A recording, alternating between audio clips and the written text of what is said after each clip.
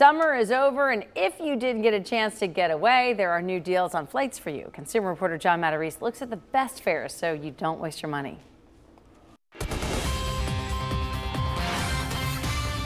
Many tri-staters hate to say goodbye to summer, but there is one good thing as we look forward to fall. Airfares are starting to fall. Money Magazine says it is seeing fall fare wars to some unusual destinations, including Europe and Hawaii, where tickets typically cost $1,000 round trip during the summer.